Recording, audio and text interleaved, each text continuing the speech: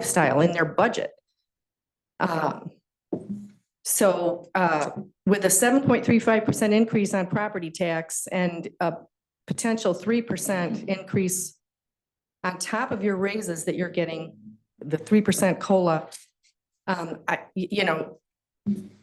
tell me where I can cut my budget to afford your extra money. I'm going to have to cut my lifestyle and my budget to afford your raises. Raises are one thing, cost of living is another. They're not mandatory. My personal feeling is zero COLA for 2025 for you. Thank you. Just as a point of clarification, there were no raises. Okay, so it's only COLA. Mm-hmm. Okay, well thank then, you for your comments. Okay, then I'll just add to that. Why don't you go along with the Social Security or with what the federal Social Security feels is appropriate based on what they say is slowing down inflation. So they allowed 2.5% for 2025. So in that case, why don't you look at 2.5? Thank you. Anyone else here to speak tonight?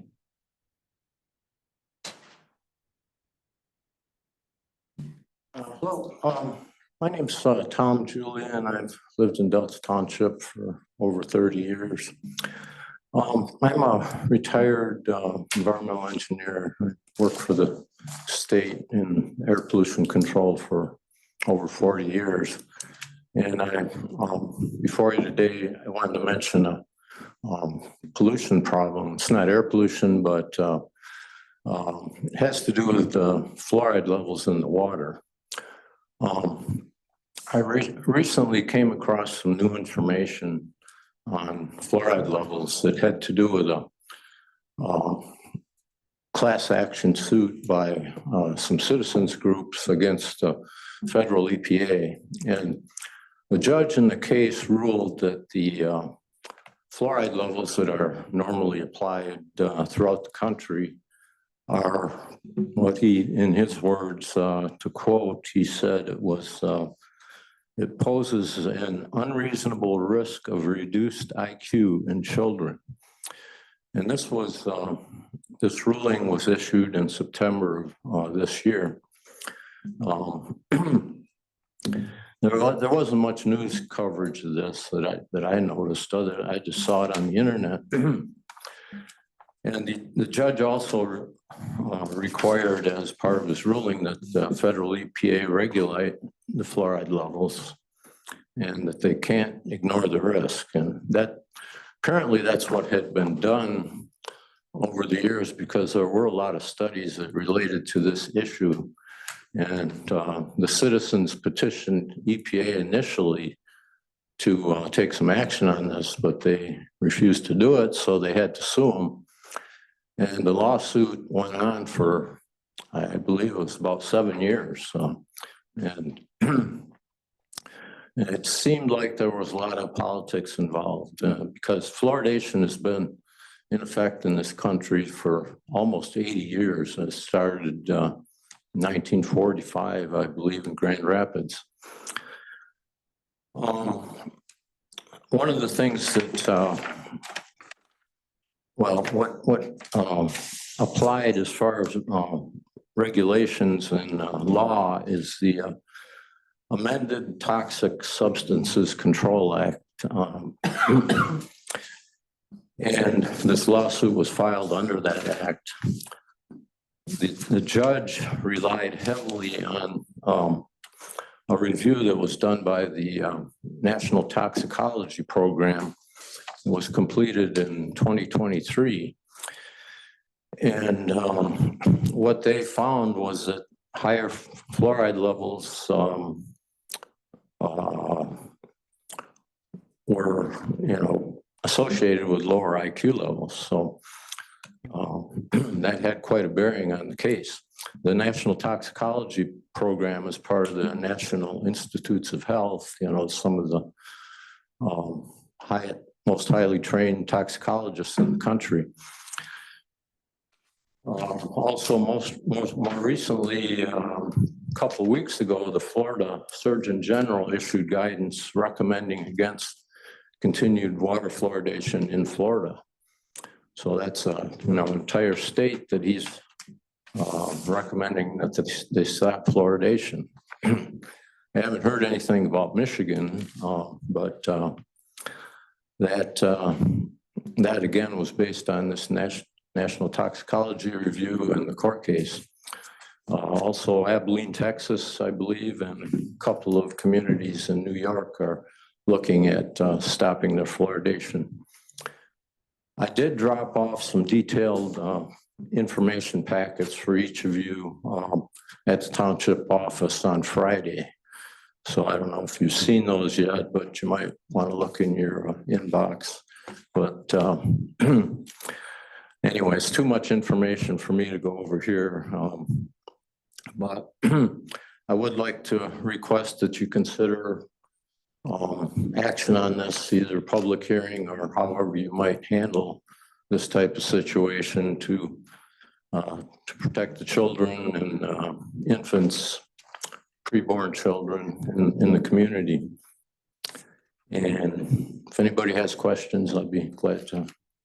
Thank you. Glad to answer. Okay, thank you much. Thank you.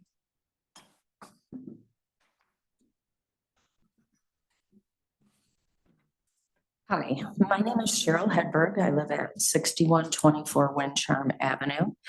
I've been a Delta Township resident for 59 years. I watched the elephants pull up the big top over here on the property where Farm Bureau is. My neighbors that I grew up with were Joe Drolette, a former supervisor, Ken Doran, a former fire chief for Delta Township, each of whom had great pride in this township. I am concerned with the prospect of another multifamily housing community going up behind Kroger and the property known as the former Marquardt Farm. Regarding the property on Earlington Lane, I understand that a trustee's husband purchased, requested, and also received the necessary rezoning to build a multifamily affordable housing community. It is my understanding that said trustee did recuse herself once regarding decision-making on the ordinance that prohibits the pilot projects. I cannot be the first to see a conflict of interest. I have been told that there was a study done by the township showing the need for more housing. Has that study been published? Is it affordable housing or is it workforce housing? I heard both terms tossed around last week. I was at the board meeting last week that spoke of reviewing the township stance on the pilot ordinance. It seems that adding the pilot would have a negative effect on our schools. I worry about the lack of funding that's already a challenge, not only to our schools, but to our police department and our fire department. I also want to just make note of regarding the bank drain. That's another matter that I feel the township has not been upfront with. You publish 6 newsletters a year. Why not include that important topic? I know there was a little blurb, but you would have to be aware of the bank drain project to even really see that. This is a project that will have a significant financial impact on so many families in an area where they are young people and first homeowners. Waiting until an assessment that comes out in January, I feel demonstrates a lack of transparency by the board and frankly, a lack of disrespect for the residents of Delta Township. I think they deserve to know what's coming their way. And thank you for your time. Thank you. Kendra. Just a point of clarification, the rezoning of the property on Earlington Lane was for multifamily. It had nothing to do with the pilot. It had nothing to do with affordable housing. It had nothing to do with workforce housing. It was simply multifamily zoning. Okay. Well, I'm just talking about what was said in the meeting last week. So. Any other comments from anyone in the audience? If not, manager's report, please. Madam Chairman, Yeah.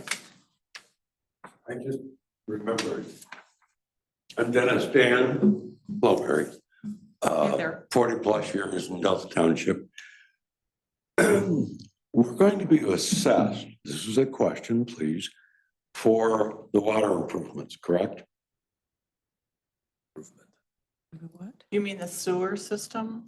Yes, The drain, are you talking about the drain project? no, I'm talking about the water project that's been On done. St. Joe? That and the water treatment, That's a wastewater. wastewater. Yeah. Okay. And there's no assessment for the residents on that, is there? Those projects are considered enterprise Yeah, projects and they cannot be paid for by tax dollars. okay, They're paid for by user rates. all right. Someone had mentioned that and I said, I don't think so, but I'm just gonna directly ask. No. Thank you for your answer. You're welcome. All righty. Any other questions? Thank you. Manager report, please.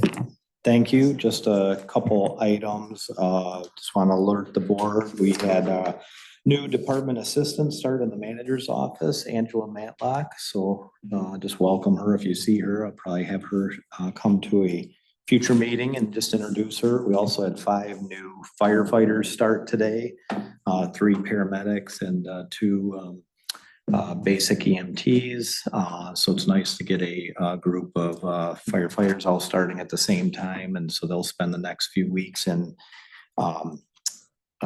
training before we put them out on the road.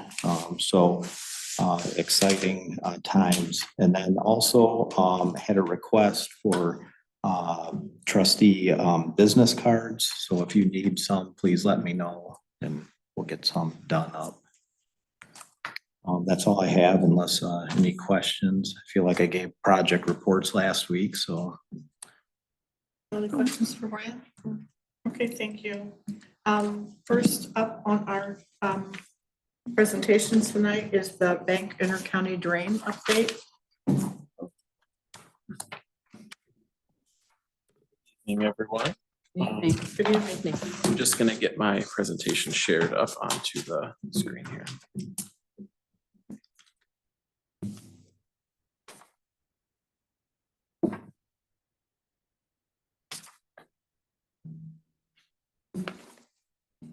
All right. All right, good evening. My name is Chris Mattson. I'm with Spicer Group. I'm the project manager for the bank intercounty drain project. And I'll let you introduce yourself. Hi again, Stacy Hisson with Beatty Schultz Bursick Rhodes, the legal counsel for the Drainage Board. So we wanted to come here this evening just to give a progress project update for the drainage board, or I'm sorry, for the township board. And we're getting into some final schedule details on the bidding and the construction of the project. So we want to kind of go over those and again, offer chances for any sort of questions to be answered. So as we go through this this evening, we're going to talk a little bit more again about the history and the status of the project, where we are on the schedule for sort of where we've come and where we're going for the bidding, and also discuss communication with landowners, cost estimates and assessment rules going forward. So just to reiterate who makes up the Bank Intercounty Drainage Board. So this project spans and serves 2 counties, Eaton and Ingham counties. So there's a representative on the board from both counties. And the board is chaired by a representative from the Michigan Department of Agriculture and Rural Development. So Brady Harrington is the chairman of the Drainage Board. Robert Rose, acting as Special Drain Commissioner for Eaton County, is the Ionia County Drain Commissioner, and Paul Pratt, Deputy Drain Commissioner to Ingham County Drain Commissioner Pat Lindeman are the 3 people that make up the Drainage Board. So looking back at the initial project inception, the petition that was received from landowners was received in November of 21, and going through the necessary procedural steps for intercounty drain improvement petition. We had a practicability hearing in April of 22 and a necessity hearing in March of 23. Since then, we've been working on design a couple months after that necessity hearing, property acquisition, also in addition to utility coordination and road agency coordination. So through the end of 2024, as we've Been working on that design now. We're getting to the end and completion of that design. Some final utility and easement acquisition, utility coordination.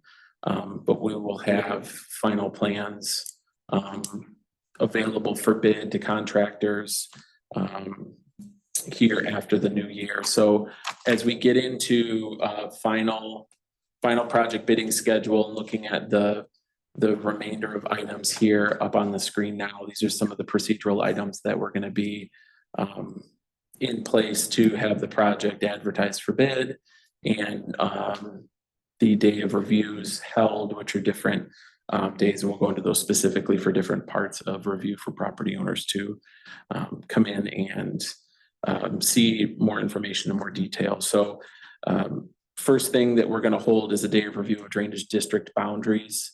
In January, the project will be out to bid and available for contractors to look at it. Essentially, the first part of, or most of the month of February and the first part of March, landowner notices will go out in March after those bids are received. We'll hold a day of review of apportionments in early April, and the construction will start sometime likely after June 1st. And I'm going to dive just into these a little bit further. Chris, Yeah. there's a question. Yeah, Chris, Yeah. the project schedule, you have landowner notices and then after that, you have the day of review of apportionments. Is the landowner notices of the apportionments that have been assessed to the landowners? Yeah, so landowners are gonna get 2 mailings. First, I think they just got a postcard in the mail. They will be getting a Yeah, postcard. I think we're Yeah. sending that out this week. I think it's probably going out in the next couple of days. Okay, so there's gonna be 3 mailings we think property owners are gonna get. This week, we're sending out just postcards, alerting everybody, hey, if you forgot, there's a project coming, and then giving them the website information. Then maybe before the end of the year, if not the first week in January, we're gonna be sending out, I think at the end of the year, before the end of the year, we're gonna be sending another letter out with regard to the day of review of the boundaries, which Chris is gonna go through. Yep. When we send that notice out, it's going to include that day of review of the boundaries, who's in and who's out. Right.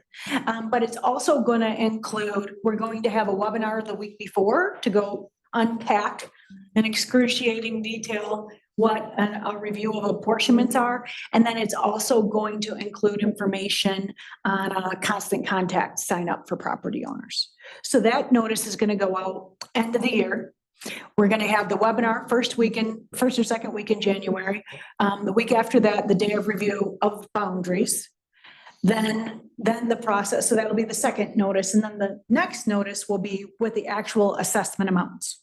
When that goes out, again, we're gonna have a webinar before that day of review to unpack each part of the notice, to give our property owners another chance on the website to enter the constant contact and give more information. So they'll get the dollar amount on that notice, as well as webinar and website information. Right, but specifically the landowner notices for March 2025, that's gonna be the apportionment. Yep, because we will not have bid amounts until that time period. Right. Yep, Okay, thank you. that's when your phone calls will start. Is that notice, Chris, the one that will give them a full amount payment and then the 30-year? Because they can, Yeah, so They can go 30 it'll give 3 years. things, or 4 things. So it'll give the percentage of the percentage share of the project. It will show the total dollar amount for that parcel, that property, and then it'll give an estimated annual principal based on the term that's in there, and the term's gonna be 30 years. And then it would be that amount plus the interest, and we don't know the interest until we sell the bonds. Right. okay, thank you. So I have a quick Yep. question. Since this started in 2021, can you give me an approximate number of times that you have sent out mailers to the property owners in the district with information? yeah, so in the beginning with the 2 hearings, and I'm just gonna jump back to these 2 hearings here. So the practicability and the necessity hearings, each of those were a full district-wide mailer notice to all property owners. So not to the property address, but to the taxpayer, to the parcel owner. Mhm. So those 2 hearings were noticed to every property owner in the district.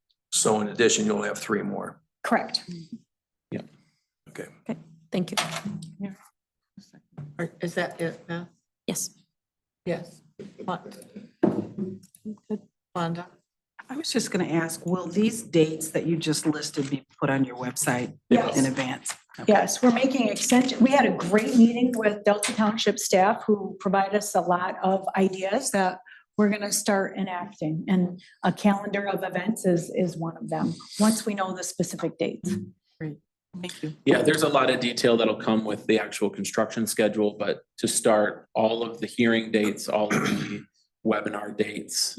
We're trying to take these webinars too and break them into digestible pieces and have those little snippet recordings available. If you want to go in and learn about, how the apportionment's created or how the district line is drawn, there'll be a little snippet presentations for each of those available on the website. Perfect. Andrea?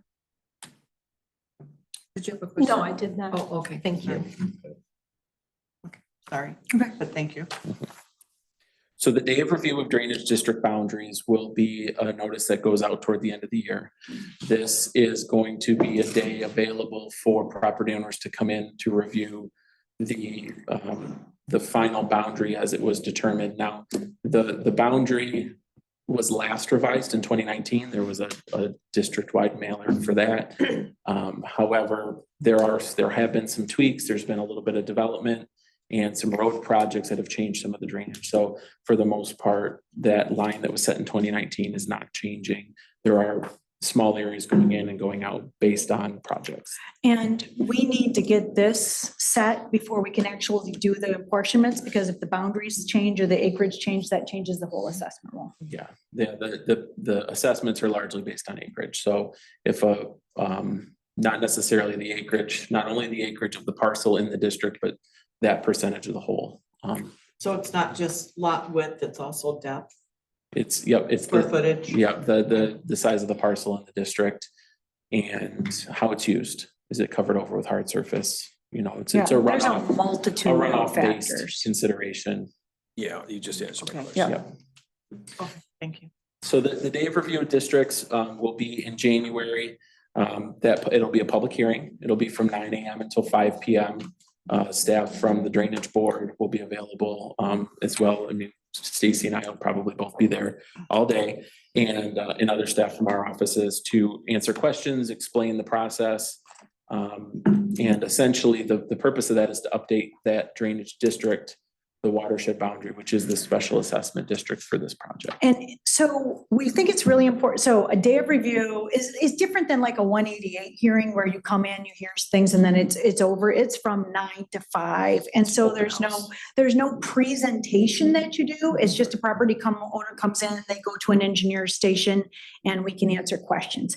And because there's so much, this is such a big project, we decided to do something new that we haven't done in any of the projects I've been involved in, and have a webinar before each of these where we can give a more formal presentation, unpacking each part of the notice, how is the assessment methodology done, all of those things. And then as Chris mentioned, take that kind of apart into digestible bites. So, I mean, we'll go on for a couple hours. If you don't want to rehear us for 2 hours, you can pick out the parts or pieces that you want.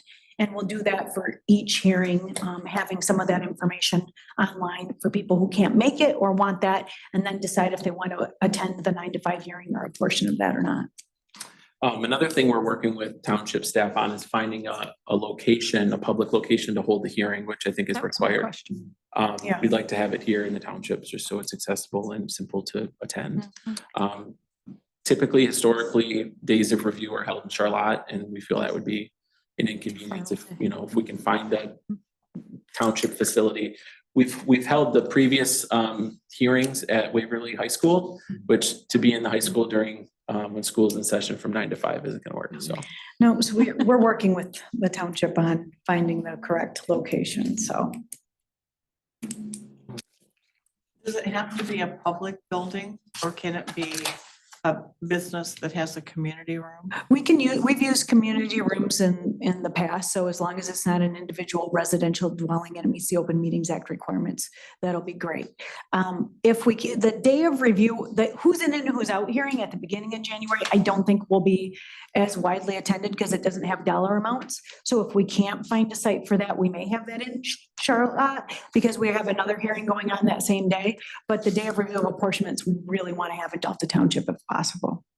We want to have both of them if possible, but that's the big one. I've been in tents outside. If we have to do that, we'll make it happen. Yeah, with speaker systems. Yes. So after that day of review of drainage district boundaries, the project will be out to bid. It'll be available to contractors.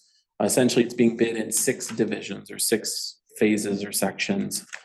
There's enough different unique parts of this project that if you break it up into large chunks, you get different contractors with specialties. You can sort of broaden your field of possible contractors. We want to try to get as many contractors that are qualified to provide a competitive environment for those bids. So having it in 6 divisions, there's some abatement and demolition, which is a little more specialty than all the underground work to construct storm sewer and ponds. So we've broken it up into those 6 different types of projects, and those plans will be available early to mid-February, and those bids will be due at the end of March. So with that being said, those bids will come in. There's a small review period to finalize the computation of cost, and those landowner notices will go out right after the bids are received.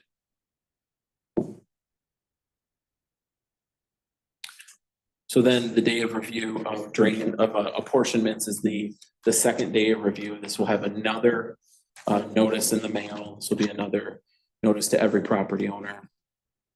And this will be in about the April timeframe is when this notice or when this day of review will be expected. So again, we'll have a webinar week before, inviting in that notice and in that material that's sent out, inviting people to connect on our website. We'll go into a little bit more detail about what we'll provide on the website going forward, but yeah. Yeah, so the day of review, the apportionment methodology that we kind of started dabbling into, there's a lot of different parts of that. We're gonna go through that during the webinar, but that's gonna be a week or more. So there's gonna be a week time period where they get the number in the mail, but they haven't heard the explanation because we're wanting to make sure that the mail comes in.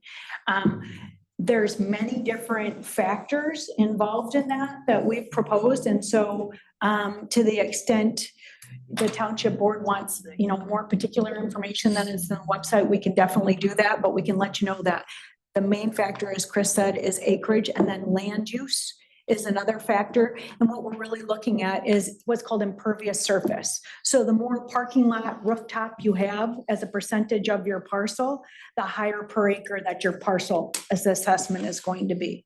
So there's a land use component, there's an acreage component, there's called what's a base benefit component, meaning whether you have 1/4 of an acre or you have 10 acres, we still send you the same mailings, the same publications, the same website information. So it's pro rata, not based on per parcel, not based on acreage.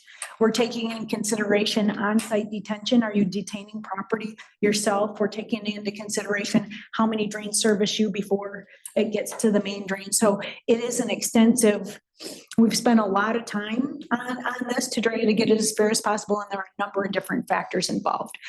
What that means is, I'm picking on you two right now. If you each have an acre parcel, do not think that your assessment is going to be the same, because it's so dependent on on-site detention, land use in terms of the percentage of impervious surface, where you're located, and in terms of the direct use of the bank intercounty drain, et cetera. If you're next to our neighbors, it might be the same, but there's going to be a lot of differences in that situation. And therein lies the confusion and the discontent, with residents, and then understanding those differences and nuances between the assessment, the apportionment process, and those factors that go into that. Right, and that's why I think we are taking pains more than normal to have a webinar that explains it in video, to have Mhm. written explanation of it, and then if the board wants us to come in and go into the nitty-gritty detail of how our spreadsheet works, we're happy to do that as well, because it is complicated, but it's important for everybody to understand Right. how we got to this. The other thing that I think we want to make sure, and I think I've told this board this before, this is also not going to solve everybody's drainage problems, because we're working on the main drain, not the tributary drains. So that is the other thing that we're going to continue to state. This is not the solution. We can't promise no more flooding in the district, because you have to work on the outlet first. So every time you see me, I'm gonna say that so that we understand that that's the situation as well. Hearing. Yeah. And you do say that every time you're here, and I think I also say, but people are gonna be assessed. Yes, yes. So it and may not benefit you, but you're gonna be assessed. So I'm not saying it won't benefit you. It may not solve your drainage It may not, problem. yes, that's probably a Right. better way Yeah. of putting it. So I think it's It important may for not people to prevent make it go flooding. away. Yeah. Right. It may not make it totally go away. Correct. For some people, it may, but depending on where you are in the district, it's different. That's why the Yeah. assessments are gonna be different. Well, I appreciate you telling people up front that. Yep. And then being able to explain. But if I may, more specifically, the residents that signed the petition, you know, that initiated this process, and we know where they're at, you know, are they the ones that are gonna get the least result of this project? So I'm gonna answer your question a little different than you asked it. So if you live on a drain that flows to another drain that flows to the bank, you're gonna get some relief, but until the two drains before that are cleaned, you're not gonna get full relief. But even if you cleaned the first two drains, if the main drain doesn't work, it doesn't matter. So I think they still get a benefit. They're just not gonna see the relief until we get up to those other drains, and those can't be worked on in this petition. Those are different, separate county drains, but you have to start with the main drain and the outlet. See, I've been around engineers enough. I can talk like an engineer from time to time. Yeah, there is petitioners all throughout the drainage district, so some are right on the drain, some are on tributaries. So it's gonna be a different perceived benefit, and I think just having everyone understand where is the work gonna happen, where's the work not gonna happen is very important. And what can we expect as far as relief and impact during construction? All of the expectation kind of questions are what we want to try to answer in the webinars and the material on our website.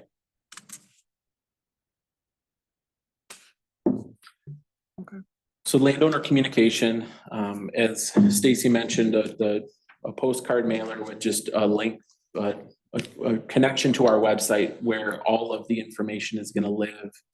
That's essentially the purpose of that mailer postcard. It's not going to have a ton of detail on it itself. It's just going to be something that they can, you know, hang on their refrigerator as a reminder how to get to the project information on the website. The website itself has some improvements coming based on feedback from township staff. We interact quite frequently with the township staff. We've had feedback from the county commissioners in Eaton County that serve this area. So the feedback from them, feedback from landowners. We've had a lot of good discussions with some landowners in the district and how to communicate on this project more effectively. And we're trying to make those improvements to the website where it makes sense to make communication easier. The webinars before each meeting, so those will be recorded, but in addition, the snippets, the information recordings available online for specific topics. What is a drainage district? Where is the drain? Where is the project, as I mentioned? How are assessments determined? How is the drainage district boundary determined? So those different things would be included on the website. One other thing that I want to mention is that there is going to be some tree removal along the drain from Saginaw Highway north to the Grand River. that will be started and completed before the 1st of April. In an effort to not only clear the way for future contractors to have a corridor that's easier to work in and will help the schedule, but also to threaten and endanger that species that we are going to clear those outside of those habitat times of year and get that clearing done through the winter. So in those cases, we're just going to go door to door and speak to every property owner or leave information on a door hanger. They've already been mailed notices. They've been mailed Yeah. notices, those specific property owners, but having an extra effort to go door to door as we mark the trees to say, we're coming through to clear trees, we're clearing these trees, we're cutting these trees down, meet our contractor, and then allow opportunities for more discussion and questions to be asked. So at a minimum, as we mark the trees, we'll leave a door hanger for information specific about the tree clearing. But we're hoping to actually talk with everyone as we go through and mark everything. And then the last thing here is a constant contact, email updates. And I believe I get into that in more detail here on the next slide. So the constant contact is going to be our tool for email updates. This is something that the township uses for pushing updates about projects out to property owners. And this was a recommended improvement or value add from staff here at the township. So we've got this set up. We're going to have in our first notice for this day of review of drainage district boundaries, some information in there about how to sign up for these updates. I think in the beginning, we're going to try to have a list of people on that email list initially, which I know you'd be excited that all of you will be on this email list to start. And other township staff members, county commissioners, et cetera, local police and fire, different contacts that we've been dealing with as we've been doing design, and it will be open for property owners to subscribe for those email updates. So sign up will be available on the website. And then those are just the different groups of property owners or others that we would like to have that information available to. So let's see here. All right, so again, our project website, bankdrain.org, frequently asked questions, history, project schedule. As a function of the constant contact part of this, anytime there's an update to the website, we'll be pushing that update out to everyone who's subscribed. So as we add all of the schedule information about bidding and tree clearing, that will push out in updates. As we put more contractor schedules up there, those things will get pushed out in updates as well. Another benefit too of the website once construction starts is I'll add construction map. So to be able to see areas where work is ongoing, where work was recently completed, or where work is scheduled to start next. Road closures and detours, other information like that available in sort of a dynamic live construction map. So that'll be on the website as well.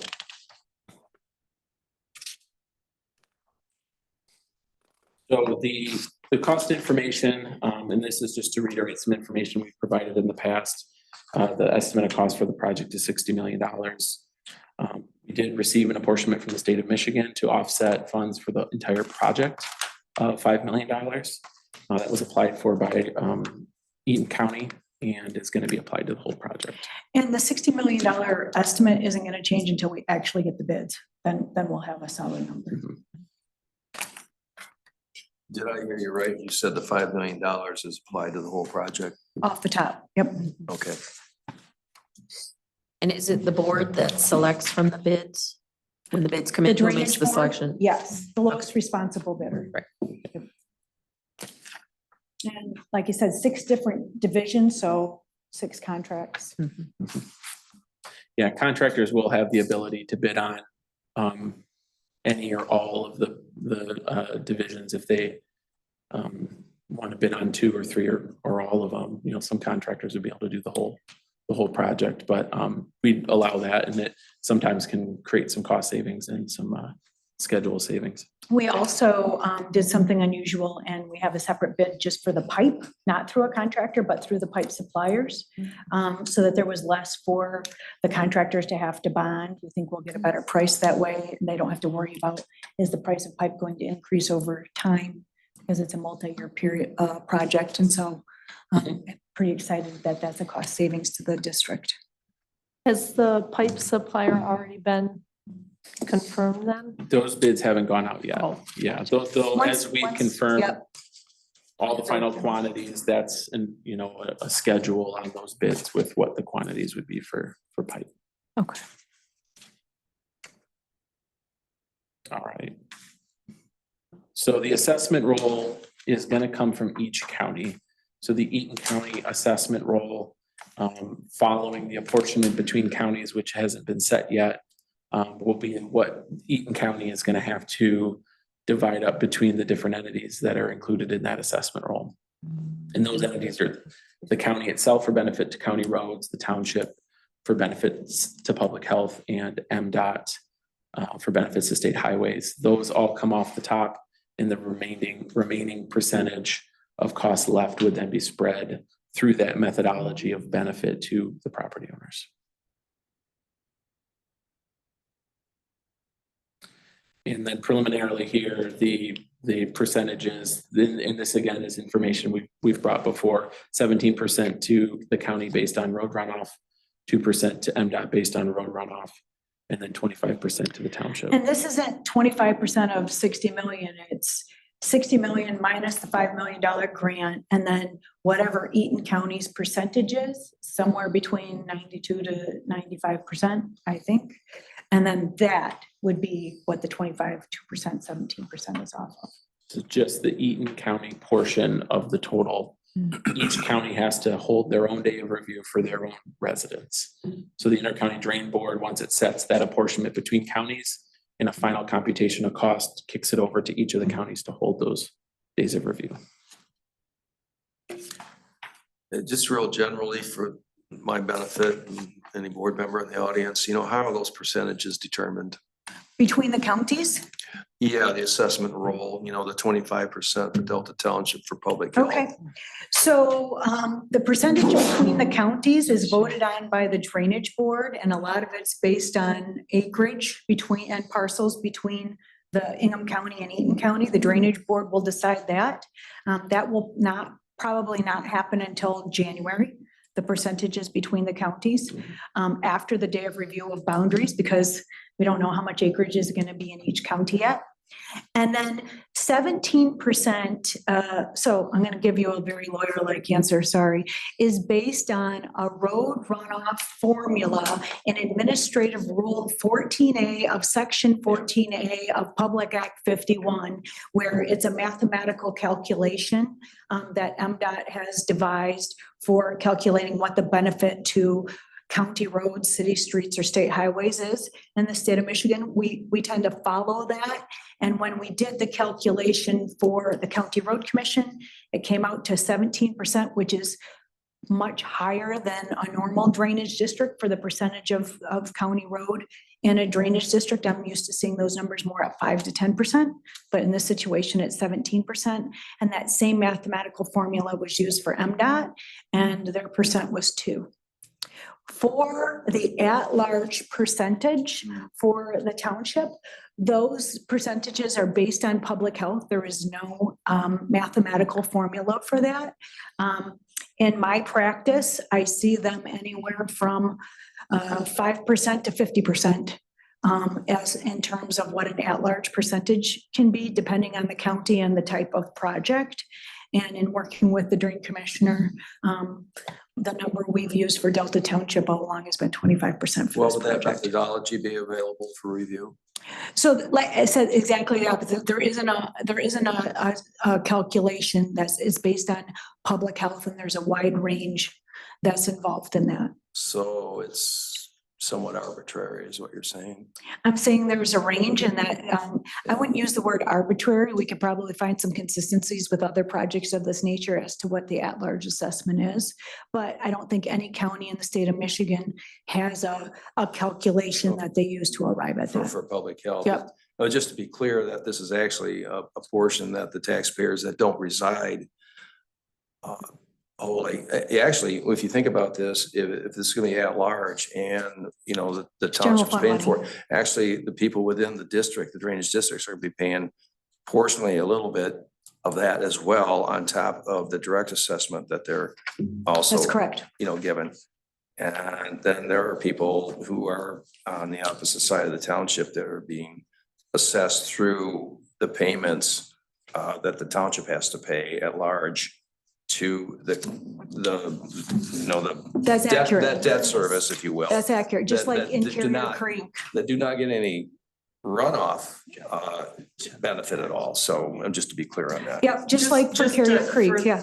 Just to further clarify, non-bank drained residents are not going to see an assessment on their tax bill. No, It will be general fund dollars. that Correct. Pay those numbers. correct. And the, analogy as to, township general funds pay for all the drains of Delta Township with the at-large, and that's true of every township in Eaton County. Thank you, Madam Clerk. So our next, just slide here is just a breakdown of the makeup of the different properties. So most of them are residential. And there are some larger properties. This is just by parcel count, not necessarily by acreage, but most of the different properties here are going to be residential with the corridor along Saginaw Highway acting as most of the commercial here in Eaton County. And we specifically put a line item on here for church properties because churches are often exempt from property taxes, but they are not exempt from special assessments. And so this may come as a shock to some of them. And so we've been meeting somewhat regularly with St. Gerard Parish, but also in contact or attempting to contact other churches with substantial possible assessments to make sure that they're prepared or at least very aware. And then just the note here on the Township County School District public school district properties would all be exempt from the drain assessment, but those will be, they'll have an at-large portion of the project.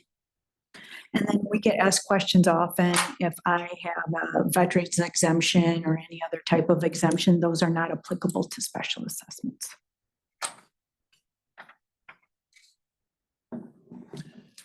So just as some extra information here on the tree clearing, we'll be clearing from Saginaw Highway to the Grand River to avoid impacts to threatened and endangered species. So that work will be completed by April 1st. And again, we'll have some more information on the website for property owners there.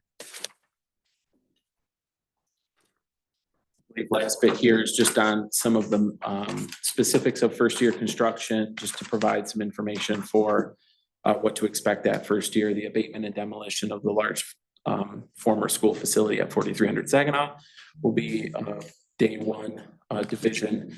The demolition of the 3 homes on Thomas L. Parkway that the district bought will be a day one construction division, as well as construction of the outlet drain from the river to the detention facility at 4300 West Saginaw. So those 3 divisions plus the start of the pond excavation will all be seen in year 1. And again, that construction will likely start after June 1st. We expect the bond closing right around June 1st, the week before. And once it's closed, then we would issue notice to proceed to contractors. Okay, any last questions, Fonda? Just one thing, there is a board meeting tomorrow. The drain, Yes, yeah, and that's where? the board meeting is going to be held at Lansing Charter Township.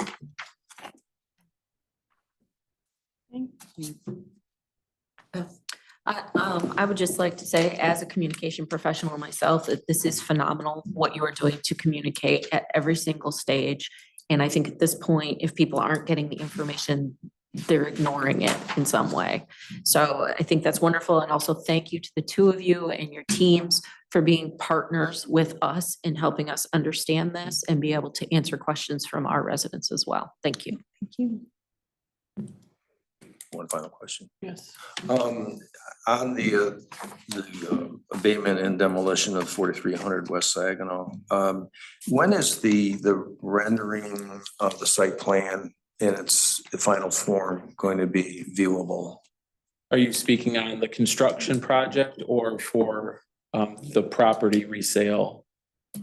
I think there guess was, both. I don't know what your intent is there, so. yeah, so the construction, I mean, we'll have final plans early February, and those plans will be available, which will show where the staging areas are, where the construction and the contours of the pond are planned for. So in February? Yes. For the construction project, yeah, any sort of movement or coordination on any sort of resale of property isn't gonna happen until the construction's complete, so. No, I understand Yeah. that, but it would, the final rendering of that, when it's completed, would be viewable when the construction is started or at one of these Yeah, public we'll have a hearings? set of plans for the contractors, so that set of plans will show, I want to make sure it's not going to be a picture, we'll have a set of plans, so it's not going to be a rendering, so to speak. Right, It'll be a set of okay, plans. Okay. Yep. But those plans, if it made sense to have those different divisions in a full-size printed set of plans here available at the township for people to view, and we can provide that. Yeah. They'll be available to contractors to bid on when they're done and they're. We'll have access to that, right? Absolutely. Okay, Yeah. that's very good. Yeah, we can provide copies of the plans and bidding docs, contracts. Right, okay, thank you. Excellent. Everybody get that? One last, Brian, could we please have the slides added to the agenda online so that the public can see the slides whenever they like as well? Sure. And we have been adding the slides onto our website from past presentations, and Great. just so the board knows, we do have the handouts around the building with the QR codes on it for any residents who come in. We put it in our newsletters and publications ad nauseum, directing folks to the website that. Oh, you love it, you know. I do. So we have included a lot of information out there. Fantastic. Thank you. Thank you. Thank you.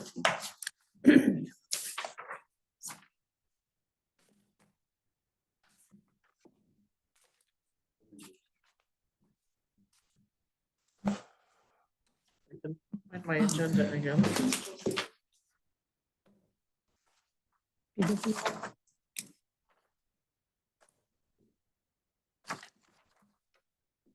Okay, next is the Lansing Port of Water and Light discussion, and Brian, are you leading that? Who's leading that?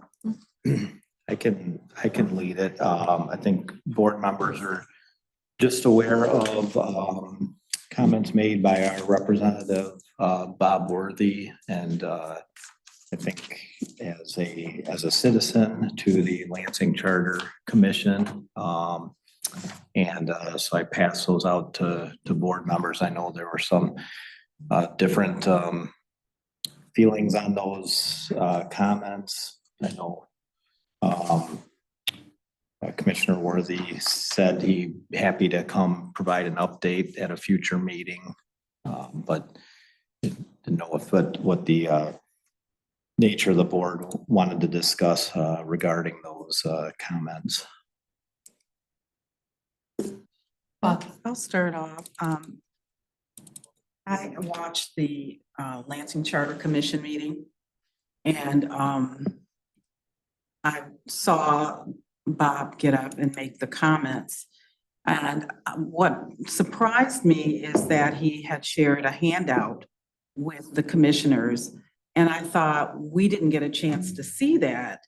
And although he did start his comments with, I'm coming here as an individual, in the same sentence, it says, and I represent Delta Township. And that's in his handout, just written the same way. And I'm coming here as an individual, but I am a commissioner for the LBWL from Delta Township.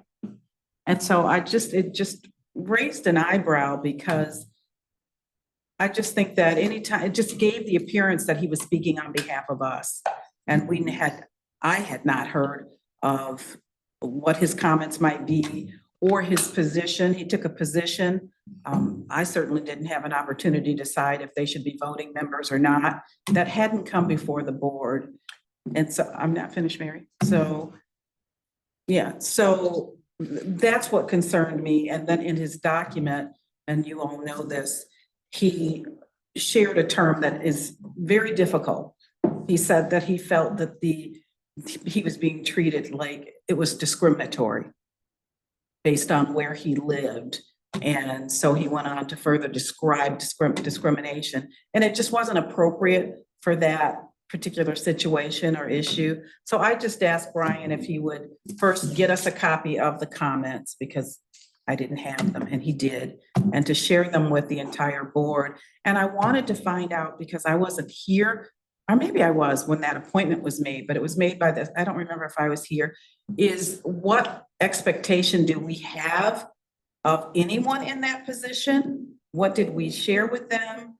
And how long is the term? When does it expire? Those are my questions. Expires in 2027. I believe it's a four-year I term. think he's our third commissioner since it, I want to say it started in 13 after the ice storm in 13. Yeah, Yeah, our it first did. appointment It was did. made in 2015. Mhm. So we had Bob Long Right. for, I believe, maybe 2 terms.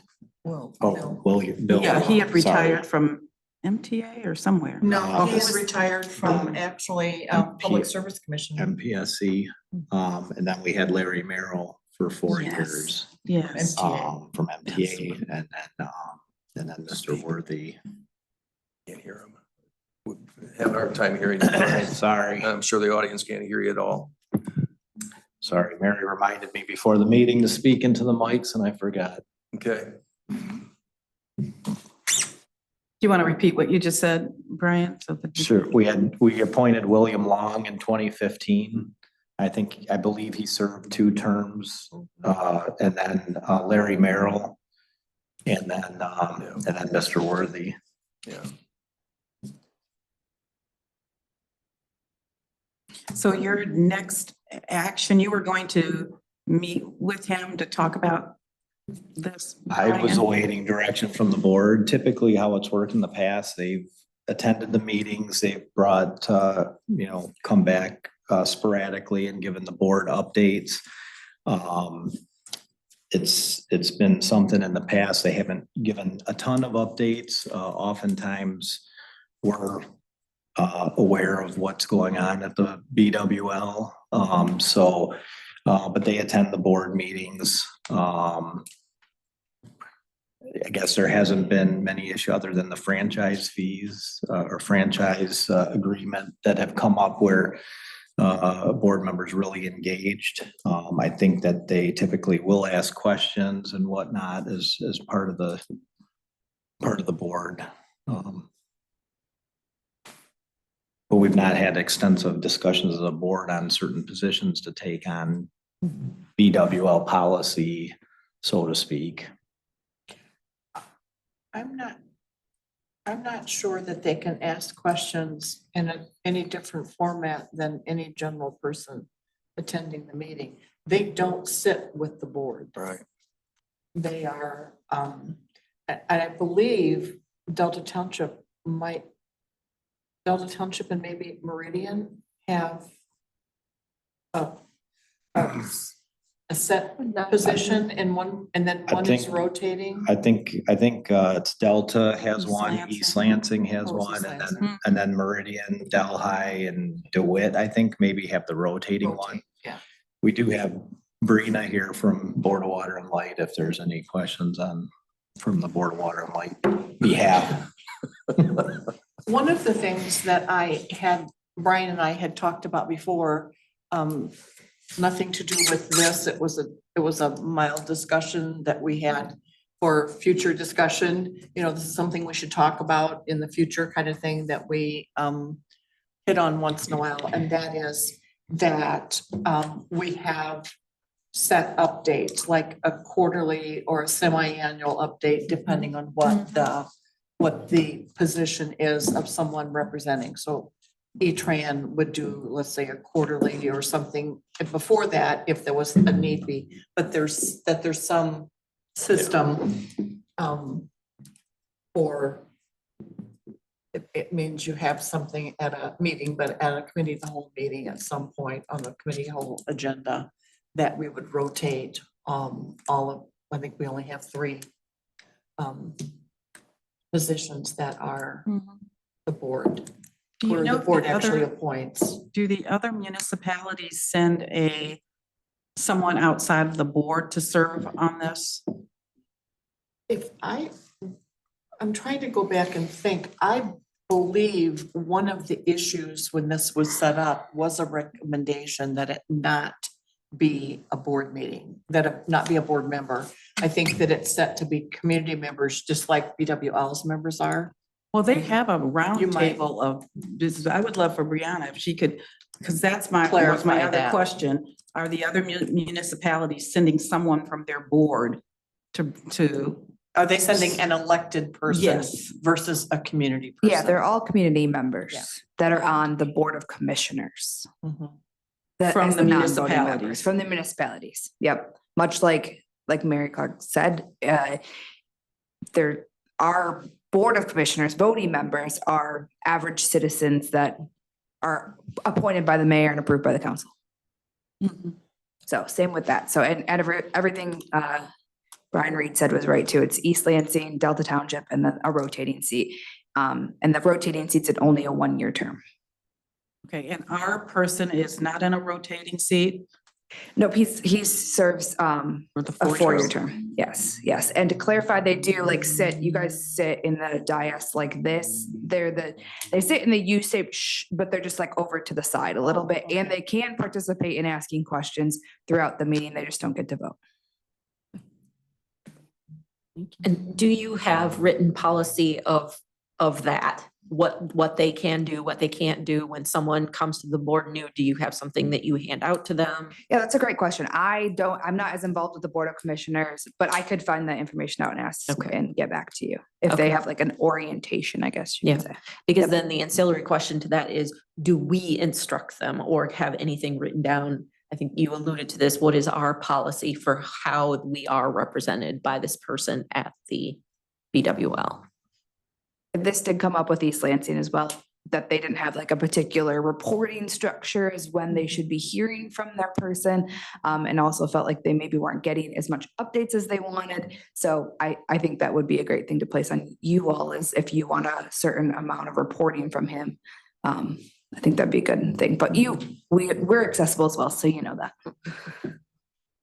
Can I ask you one more question? But if it's putting you on the spot, let me know. No, I knew if I So- was coming, I could be in the hot seat any second. Well, I don't know if you've read the comments or heard the comments. Mhm. Is that contrary to the position of the board? Yeah, the board's not taking a position on this, really at all. Our Board of Commissioners has taken a position on this. The Board of Commissioners, Chair Price presented at the Charter Commission several meetings ago, and his opinion was that the non-voting members should stay non-voting members. Because the city of Lansing owns the Board of Water and Light, and although Delta Township and East Lansing are customers of the Board of Water, they're not owners. So that was his opinion. The BWL in general hasn't taken an opinion. They're our bosses, so we're not gonna Right. tell them what to do. Thank you. Beth, I would have to check in the files. I don't remember, or the past minutes when this all came about. It was quite the controversial time in the life of the Board of Water and Light when this all came about, and this was, I don't remember. I just would have to go back It and was see. if I it could was a find- charter amendment that went to the people. So you can amend the charter when they open the charter, but you can also amend the charter by making a vote of the people. And after the ice storm, this was a vote of the people to add the 3 non-voting members. But we don't have anything that we wrote down, gave them instructions of what we wanted them to do. But I so. don't remember, and what that, I guess what I'm trying to say is, I don't remember, and you might be able to check your historical files too, if there was something specific that was a product of that charter amendment. Okay. That set the boundaries, because really, the Board of Water and Light sets the boundaries Mhm. first, and we're second in the sense that what we want. Well, I think the issue before us is, is there a desire by the board to have some policy, if you will, that when we have a representative of the board of the township that we appoint and they are going to testify. I mean, this is a little convoluted because, we have representatives that's on the board of Water and Light and they can engage in conversation and opinions, they just can't vote. But in this case, the person went to, a charter commission and testified and with supposedly a personal opinion, but acknowledged that he was on the board. So it was a mixed message. And so I think that was sort of a unique situation. But I don't know if we need a written policy on the do's and don'ts if you're appointed to a board and you're going to speak as a person that represents your position. And if you do that, you need to run it by the Board of Trustees beforehand. I don't know if we need a policy on that or not. Apparently we do. I think it could be very complicated. I mean, I think about, I testify frequently before the House and Senate elections committees. And I always speak to the fact that, yes, I am the elected clerk in Delta Township. However, I am not here representing the township. I am speaking on behalf of the Michigan Association of Municipal Clerks. So that there is no confusion and it goes on record that way. So to a degree, that's probably what Bob was trying to do. I can't speak for him because I didn't do it. But it's what you hear, how you hear it.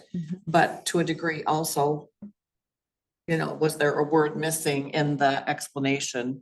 That, but for them to comment on something that's before them, I'm not sure that they could come back to us beforehand. I mean, we might be really tying their hands to do anything on the commission if before they speak, they have to come to us and say, can I speak? Yes, Fonda. I see where you're going with that, but if you're gonna go and testify, I know you do testify, I've testified as myself, always make that disclaimer. But in my comments, I'm not sort of ridiculing the board that I serve on. And I think he did that. And I'll share some of his words with you. He talks about the 1-year term of the commissioner is outside, for the outside areas such as East Lansing and Delta. He says, I think the provision is really the height of hypocrisy. And goes on to say further in the document that he says, I believe the addition of the 3 commissions in 2014 was a political Band-Aid to solve the lack of representation for outlying service areas. He goes on then to say one of the major tenets of the LBWL is diversity and inclusion. How can an entity which prides itself in these principles condone the discrimination contained in the city charter that discriminates on a level of the commissioner's authority based on where they live? All stakeholders deserve equal representation. I just think those are some really strong words. I understand your personal, but he just, it was contrary to, I think, what he's put on the board to do. You're to go gather information, find out what's going on with the LBWL and give us updates. Period. Unless there's more to it that I'm missing, let me know. I guess I mean, I'm not gonna defend the words, but I will respond to the process. I think that we can't put a parameter on anyone that we have representing us on a board that they cannot speak as a person. No doubt. With that clarification. Right. So it's mildly messy, I will agree, but I'm not sure that we have the right to say to someone that we appoint, you can't speak for yourself. We can control what they speak from us. Just like on E-Tran, I am always clear to say, I can't make that commitment. That is a board commitment. So Yeah, I get it, but I think he could have perhaps just said, I'm Bob Worthy. And here are my comments. Period. And he can say whatever he wants. Andrea. Go ahead. Yeah, if I may, yeah, I appreciate his comments. You know, as board members, we may not agree with those comments and may feel it inappropriate, really reflects on the township and may have left the impression for some that that was a board position. I do, and I don't know if it's helpful to get, you know, Dennis raised the question about whether or not we should have a policy, and that was kind of the matter before us. It might be helpful to have legal counsel provide a little guidance, because I do think there might be some real sensitivities about freedom of speech and whether we disagree or not. And that's a decision that we make as a board about, is that an appropriate appointment, but not what he can or can't say as a personal individual, as a private individual. I believe we may be constrained there. Not my area of expertise, not an attorney, but I think then we, you know, there's some separation of issues there that we need to be sensitive about.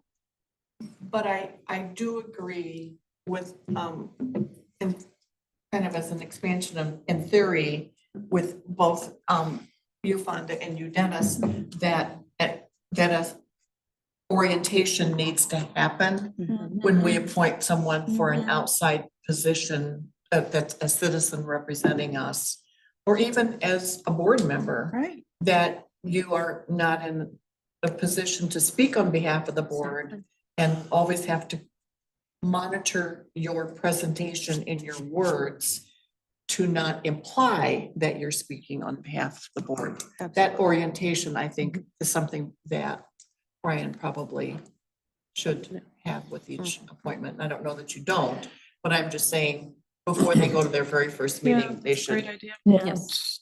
Yeah, typically we try to, and sorry if I could just say something. Yes. This, I do feel like we left Mr. Worthy out in the cold a little bit, because he did ask for a meeting late in the summer, and that's where things kind of fell apart. So I think that probably would have been a good time to at least kind of give some ground rules, and just kind of fell off the plate. So that I don't think, in talking to him, I don't think this will necessarily be an issue into the future. But I mean, certainly can talk to him about some of the sensitivities that were raised here, and as I said, we can have him come back for a you know, an update, and just you know, typically in the past with the past BWL representation, I said it's kind of hard, because that position, usually we work so closely with BWL. I talk to Mr. Peffley probably once every 2 weeks, so we kind of already know what's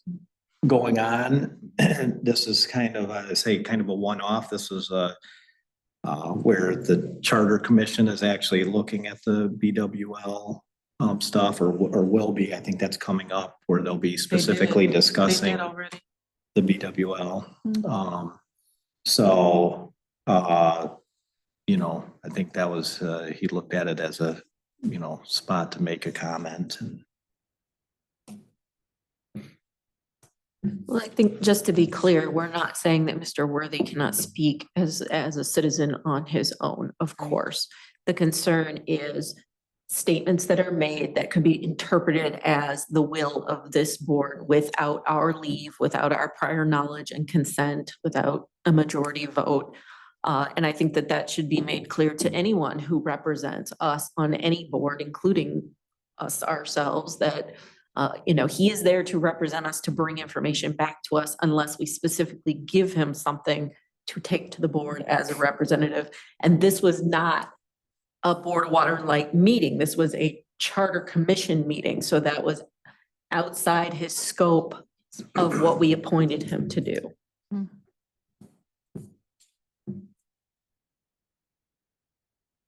And some speaking as an individual. Yeah, that's Yeah. fine to Yeah. speak as a. Well, I think that message can then be communicated to Bob, through Brian. We'll just move forward from there. Okay, everybody good? Mhm. In general, do you want it as a future discussion about a rotation, or do you just want Brian to figure something out and start adding to the Orientation.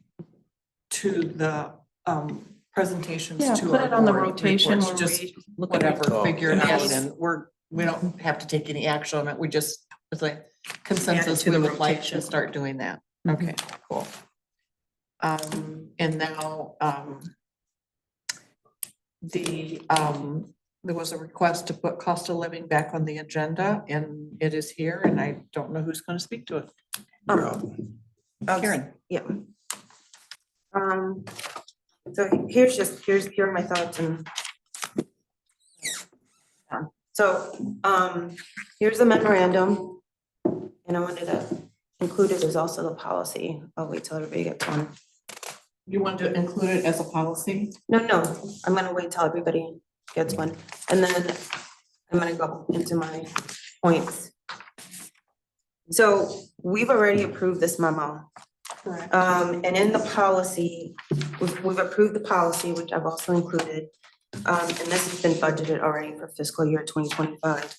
In the policy, it says, these annual amounts are subject to the annual CPI. I looked up the CPI and it's current for 2024, almost at 3% right now. If we wanted to, I think, review, change, or add anything to the policy, we could bring this back next year and make changes if we wanted to do. I know I heard people say like flat rates or change the percentage, et cetera, but right now our current policy as it stands says that we are subject to the annual CPI. And for those reasons, that's why I said I just wanted to support at least the COLA that is on the table now for 2025, and then we could bring this back and then make any changes that we wanted to at that point.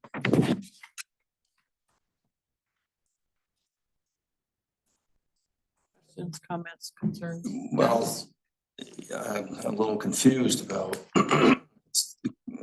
what's being proposed as at all here.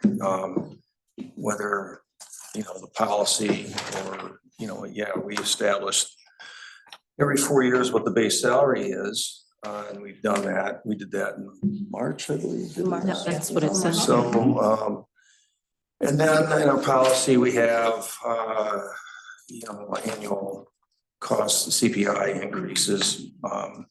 And having a budget amount is, and I just want to reiterate to everybody, a budget is a spending plan.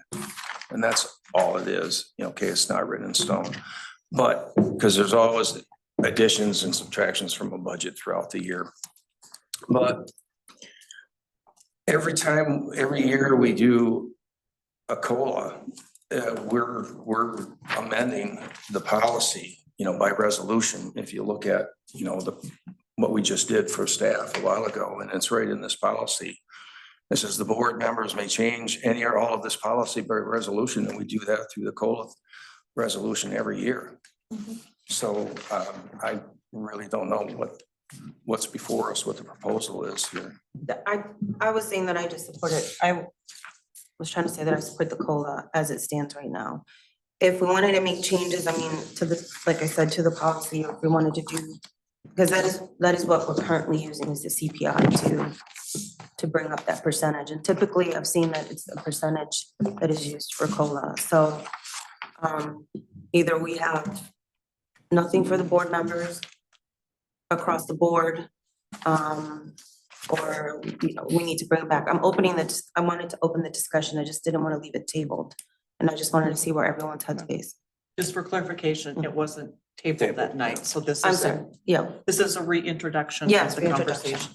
Right. So So those are my points. I was supporting COLA And I'm not sure how everyone else was feeling on that. Like, again, I heard flat rate. I tried to do I did a little bit of the calculation on the flat rate. The flat rate just doesn't, some people would have 7%, some would 10%. I mean, it just, if you did a flat rate amount, it just wouldn't balance out correctly. It's not COLA then. Right, it's not COLA then, exactly.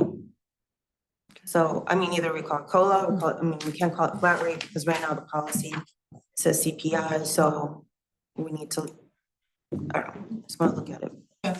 The policy says these annual amounts are subject to the annual CPI increase as determined by the township board. Does that mean we have to do that? It's subject to, it means that we could determine if we want to do that or not. Correct, legally? Okay, so we don't necessarily need to change the policy to change what we do. I think it needs to be reviewed a little bit. If we wanted to add some kind of wording like flat rate or something to that effect. I don't know. Am I wrong, Brian? I'm not sure. I think on the wording. the way it was intended is subject to the annual CPI increases as determined by the township board, which in the budget, you determine basically 3%. You can choose not to take it, or you can choose to change it, because in the last sentence says the board members may change any or all of this policy by resolution. I just said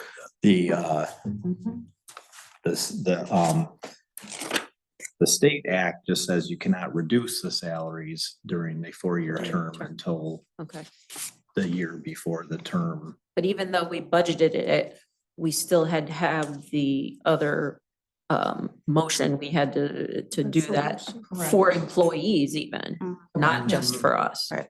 Correct. Which we passed. So we can't say, well, we passed it in the budget, we have to pass it otherwise. We can pass it otherwise. We thought we wanted to do a 3% COLA. Maybe we changed our mind in the interim is what I'm saying, so. Okay. Thank you, Mary.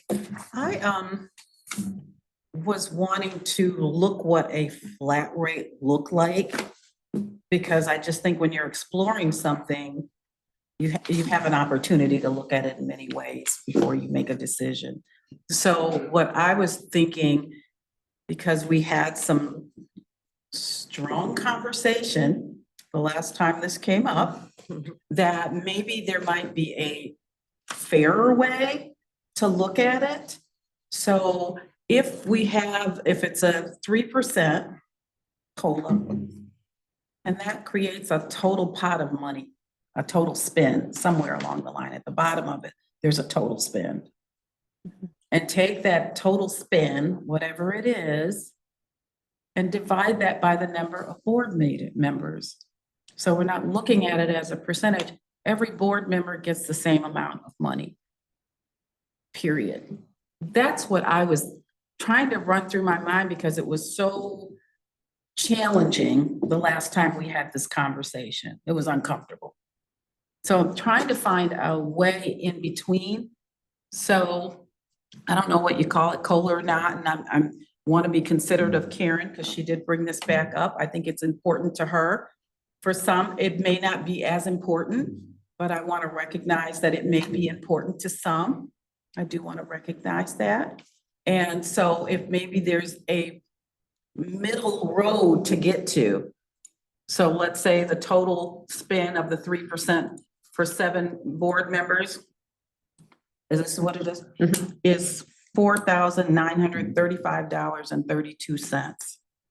And if you divide that by 7, it's $1,233.83. And so just everybody gets a flat amount, and it's not that percentage compounding that happens that created some dynamics during our last discussion. That's all I'm saying, is that I just wanted to put that thought out there to see if there's some way to have some conversation around that. It's actually $700. 700. If you divide this by 7.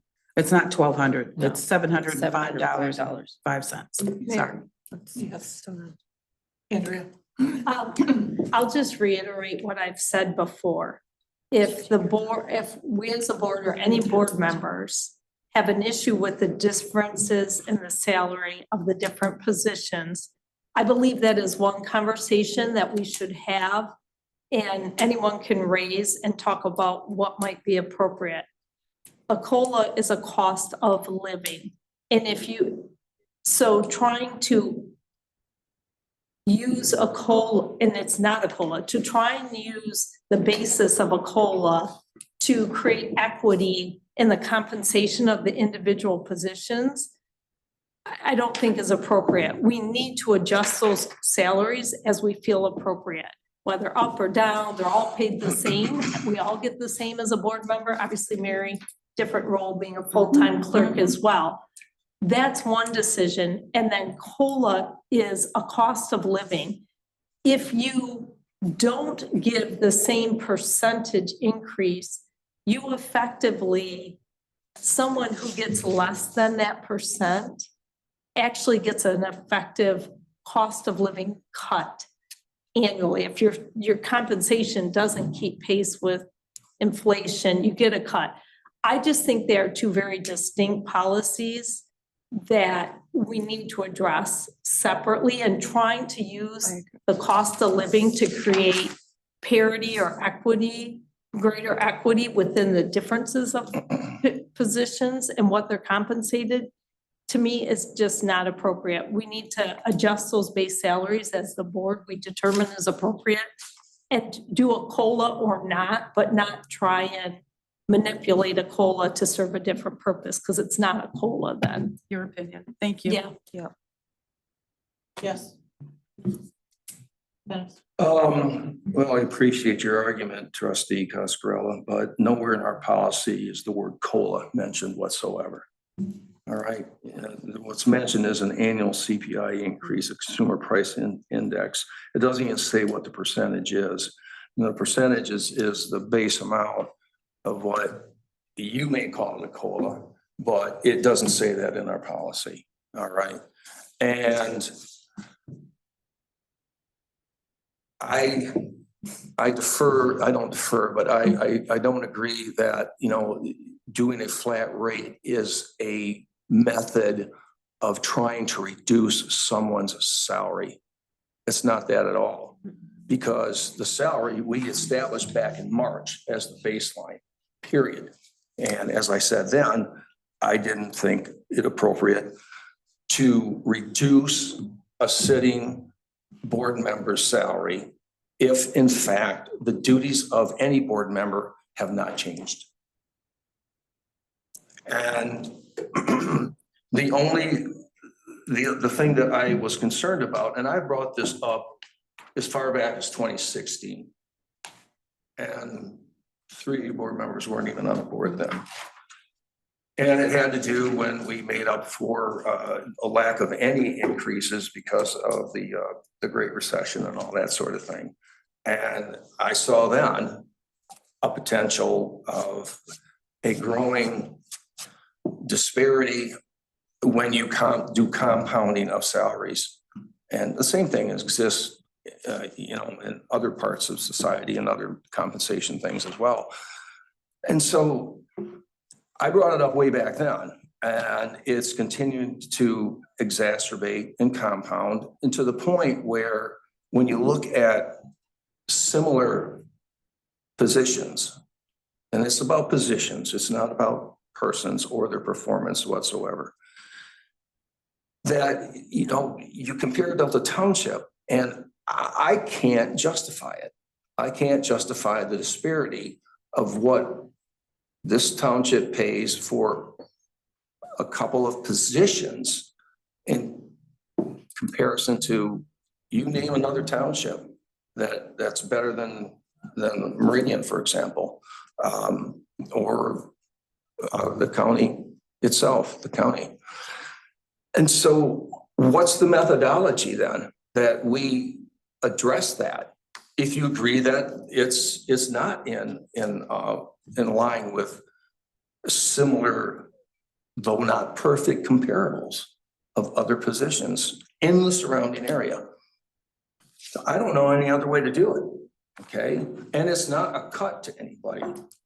Whether it's no increase or whether it's a flat rate. It's not a cut. It is still either no increase, but no reduction, or it is an increase. But it is an attempt to try to narrow the expanding gap that's gone on with the percentage compounding over the last, well, since 2016. That's the issue before us. So I concur with Fonda's assessment on that. I think it's not necessarily what I suggested a few weeks ago, but I think it has merit. And I think it actually attains what I was trying to present to this board, is to try to reel in this compounding that's only going to get worse, not only between board members themselves, but comparable with other jurisdictions as well. Now, some people may be comfortable with that, but I'm not. And I just want to finish. I don't bring this stuff up because I like to bring discord to this board. That is not my intent, okay? But there's a number of things that I look at when I'm treasurer. And one is that if I see a problem, a disparity, a growing growth disparity, then I can't be complacent and say, well, I just will go along to get along. I can't do that personally. So I bring it up for a policy discussion. And that's what I've done, okay? So I'll rest it at this, is that I think what Trustee Brewer has brought up, I think deserves merit for discussion, and I can support it. Mary, if I may. Yes, absolutely. Yeah, I just want to, I think there's a little bit getting lost. What I am saying, and I'm not just saying you raising the point about salaries and discrepancy is not without merit. You could, whether or not I agree with all of what all of that specifically is a separate thing. What I'm suggesting is, do we need to, as a board, look at what the compensation is for every position on this board and adjust it how we feel is appropriate, not use the guise of the CPI process that we're authorized to use to do that, but actually look at the compensation for positions and determine what is appropriate and make that decision on that base salary. Not because I think a CPI is a consumer price index, which is that change in cost. I think it should be a discussion of what those base salaries are, but that base compensation is not under this guise, and some people get it, some don't. Set that at what we feel is appropriate and do that directly, not try and manipulate it through a secondary process that we're authorized with this CPI provision. That's my only comment. I think maybe there's merit in that. I don't know if there's really much difference between a trustee and the treasurer position on the board. And maybe all that compensation should be equal for every position on the board. All fair discussion that we should have about what the compensation of every position is. Not, again, that's my only issue, is don't do it under the guise of the CPI. Do it under that full conversation about each position and what we believe is appropriate. So in light of that, do you find that the COLA increases that are percentages, that they are not contributing any kind of inequity? Because 3% of 95,000 is almost $3,000. 3%. It's 3%. Yeah, is about 450. So that's not it. But we can make the decision to, if you're concerned about doing a CPI creates a disparity, we could not do a CPI and we could just focus on a base salary and make sure that remains what we believe collectively is equitable. Well, I think that's the discussion before us. Right, and that's what I'm saying. I just don't think the CPI is the mechanism to create equity. I think we look at what salary compensation is and make that decision. directly based on the salary. And I think that we can use this discussion and this time to address things like inequity. And so I have a different opinion, so, but thank you for answering my question.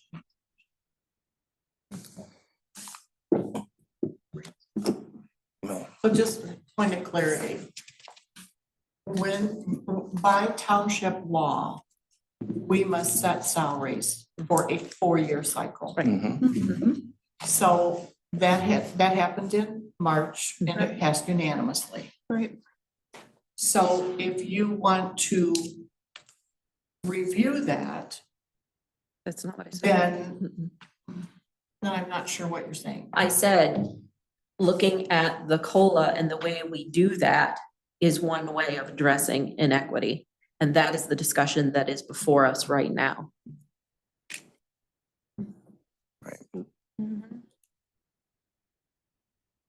I'm not talking about base salary because I know that was set in March and is set for the next 4 years. But what we can look at is this. I'm sorry.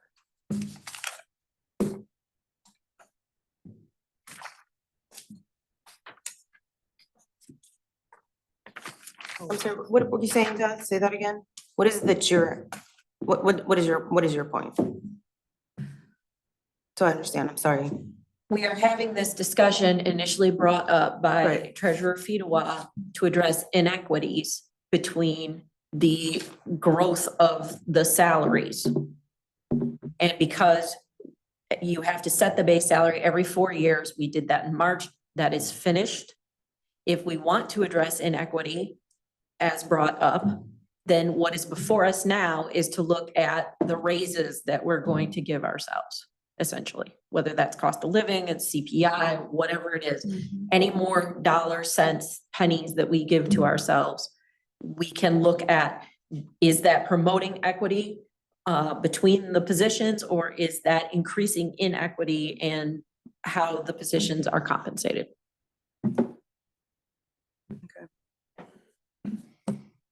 So.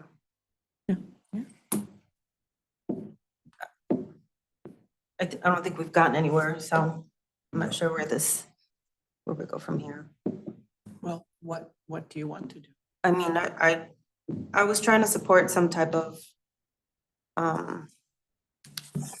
whether COLA or CPI, however you want to call it, but it seems like no one wants to go through with it, or if we can't call it back. I mean, we approved it in March.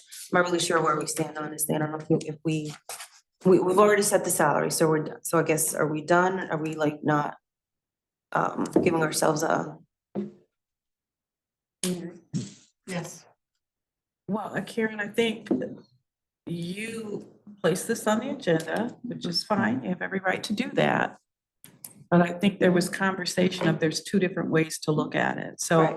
if you want to move it forward to the board meeting for a vote, you just have to decide what it is you want to put forward. You have a motion in your memo. Do you have a motion in your memo? Because, Yes. so is there this a what you motion. wanted? It Because can we be don't done or vote not today. done. Right. You can, because it was on the agenda and part of the agenda packet, and there is a motion. This is committee of the That's whole. right. I didn't think we voted at committee You of the can't- whole. It has to be on the agenda, which it is. So if I am correct, if there's a motion in recall it, us doing why that. is there a motion if you can't vote on it? Well, I wondered that when I read it. I don't recall I us ever think- doing that. Recommendation to move to next Monday. I think I was including my apologies, I was including the motion that was on the table when we did all the Gotcha. COLAs. Yes, okay. So it was intended as a sample motion Gotcha. for, I just didn't catch, because if you know, on the next memo I had, we'll add it to the, It's for discussion That's fine. today. Okay, Yes. That's fine. But if you So- want to bring it forward, you can do that.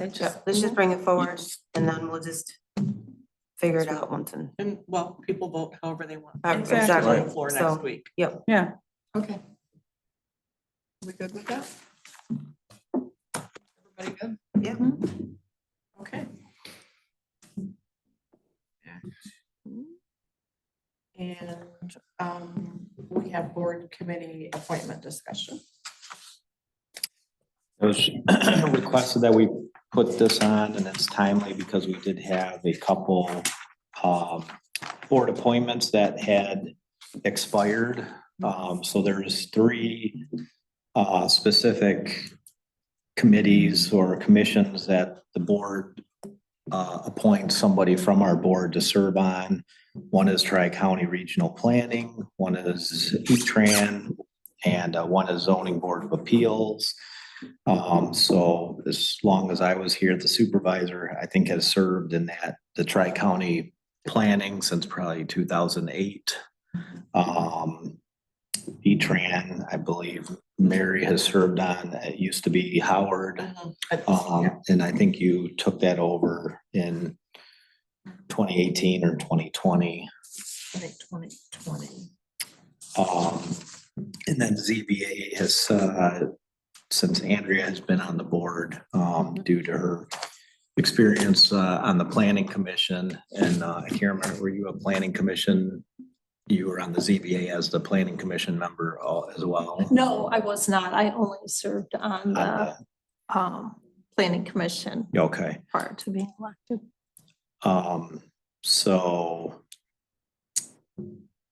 I believe previous to Andrea, it was Jeff Hicks, who served on the ZBA from the township board. Yeah, so we do need to make at least appointments to E-Tran and the ZBA, or reappointments. There's 2 other boards that I documented in the memo: Corridor Improvement Authority, which is a statutory position for the supervisor.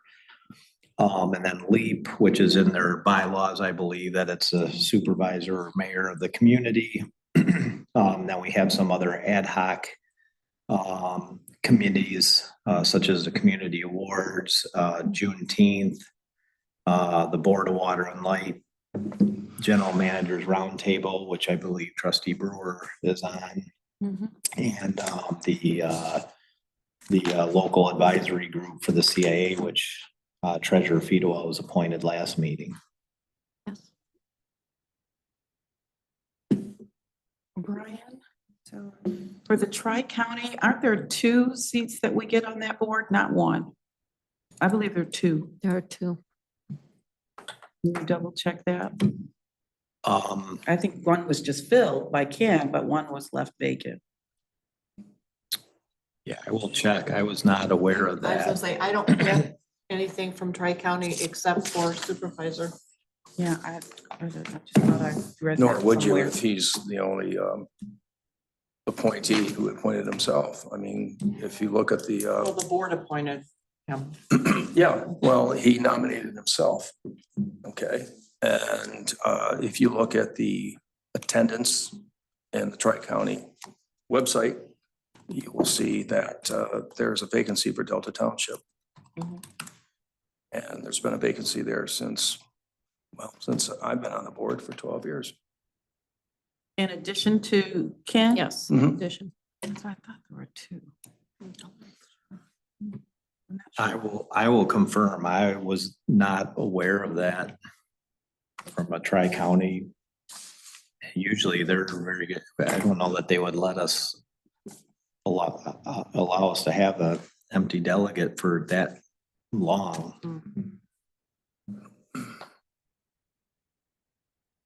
Because there's other aspects like the water piece. Is that part of Tri-County, It's a separate committee. of Tri-County? Mhm. Because This is the- the main we have board. credentialed people that represent us on that. I'm gonna see Jim Wednesday. I'll ask him because he comes to the training. Jim Snell. No.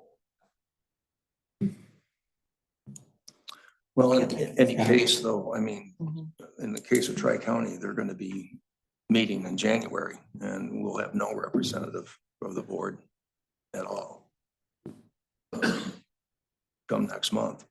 So I think that's something we ought to discuss, is what the board wants to do. Can you? Is there someone interested in? Oh, I would like to be on the regional board. I haven't had a chance to serve on any boards on behalf of this board in my first term, and I would like the opportunity to do that in my second term.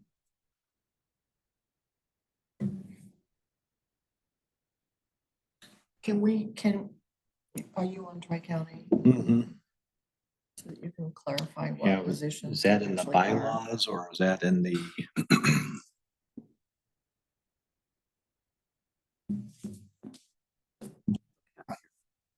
Pulling something up.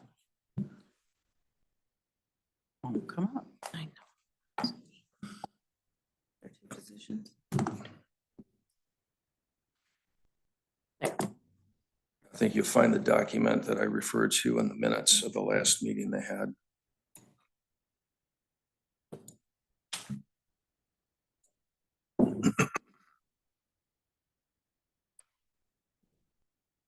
Of the board of commissioners? Mhm.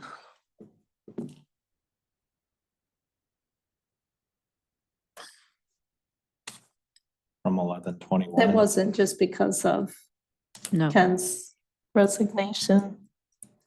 I don't know. It's not. I think the clear. vacancy is Ken resigned from there. No, it's not. I don't know. Maybe it's something you can research and. Yeah, And if there is I'll find a out. non-supervisor position, it's. All right, here it is. 2024 commission meeting attendance. It is in the 9/25/24 board meeting materials from Tri-County. And it lists Delta Township. In the minutes?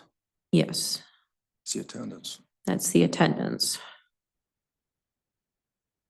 This one does not list a vacancy for Delta Township. Does it list Delta Township at all? Mhm. Okay, Delta. Yeah, it just says Ken on this one, just one. It's a supervisor position for that vacancy. Why don't we leave it that Brian can have a conversation with Tri-County so that we don't spend an inordinate amount of time trying to I see. analyze something that's not ours. Yeah. I agree. It's not the same one. So, but I would like it on the agenda next week to appoint someone to Tri-County to go to the January meeting. You know, just so that we have representation. Are, just on that, Mary, have you been participating as acting supervisor? Not with Tri-County. Okay. I am, I have been invited to Leap's meeting or this week as acting, but. Okay. I would point out that Eaton County and Ingham County have multiple executive board members. Yes, they do. Yeah.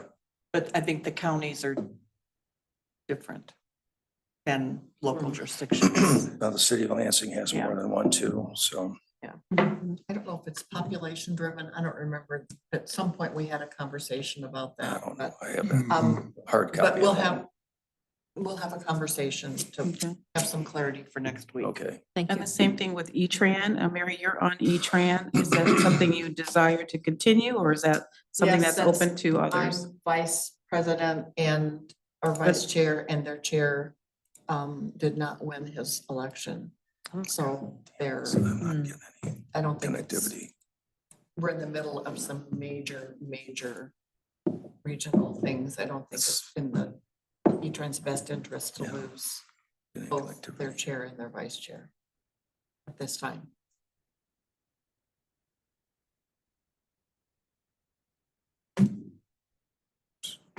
His elections terms. Terrence didn't win. Yeah. And he's chair. Yeah, there we go. So yes, I would like to stay another 4-year term.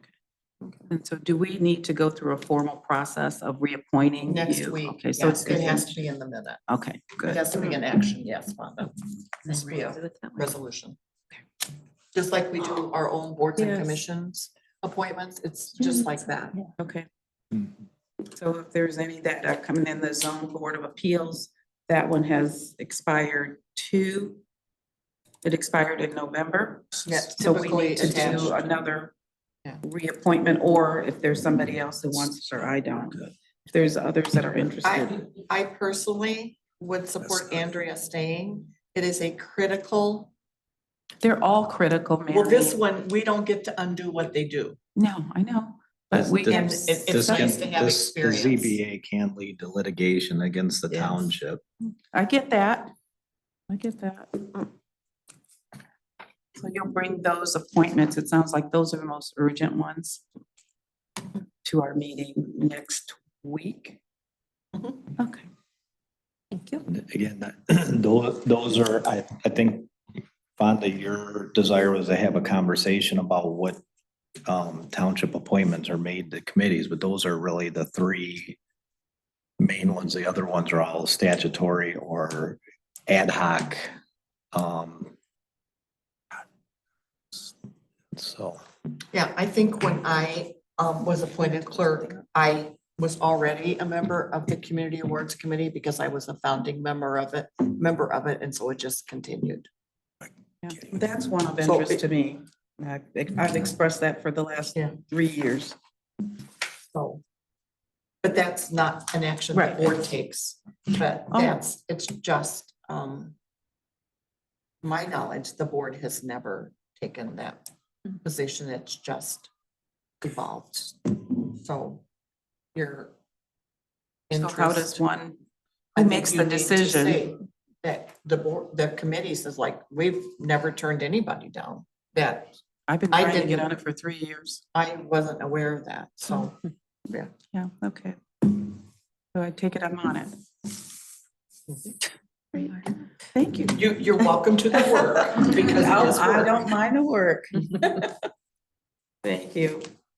And then Juneteenth, I don't know if the board appointed you to Juneteenth or you I wanted to be think on it. the board, it was discussed here. I don't know if it was an appointment. It was, we started the Juneteenth. Mhm.